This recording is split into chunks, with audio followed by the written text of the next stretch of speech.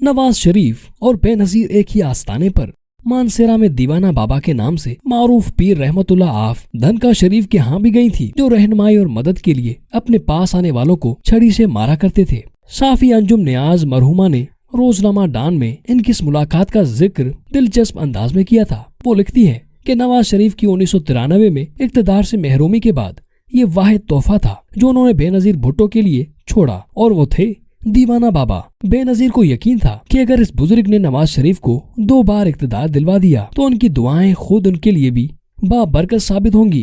दीवाना बाबा के यहाँ साबिक वजीर आजम नवाज शरीफ क्यों हाजिर हुए, इसकी तफसील इस दौर में इनके साथ मौजूद सहाफी उमर फारूक को आज भी याद है। उमर फारूक ने बताया कि नवाज शरीफ वहाँ अपनी ख्वाहिश के तहत नहीं गए थे, बल्कि उन्होंने ये दोहराए मुस्लिम लीग से ताल्लुक रखने वाले जिला मानसेरा के MNA की ख्वाहिश पर किया था। उमर फारूक के मुताबिक दीवाना बाबा ने नवाज शरीफ को देखकर इन्हें अपनी मारूफ छड़ी से मारा और कहा, तुम्हें बहुत इज्जत मिलने वाली है। उमर फारूक का कहना है कि नवाज शरीफ ने दीवाना बाबा से मुलाकात को कोई खास अहमियत नहीं दी और वो उनके हुजरे से बाहर आने के बाद मामूल की सियासत मामलात पर बातचीत कर रहे थे। गौहर अयूब खान भी इस मुलाकात में मौजूद थे। दीवाना बाबा ने इन्हें भी मुखातिब करते हुए कहा, तुम गौहर अयूब हो ना? मैं इस वक्त कराची में तांगा चलाया करता था जब तुमने वहाँ फायरिंग की थी। अंजुम न्याज के मुताबिक साबिक वजीर आजम गुलाम मुस्तफा जतोई भी दीवाना बाबा से मुतासिर थे और वो उनसे मिलने के लिए उनकी दरगाह पर गए थे। अंजुम न्याज ने लिखा है कि नवाज शरीफ बाद में जब इक़्तिदार में आए तो उन्होंने दीवाना बाबा के गांव में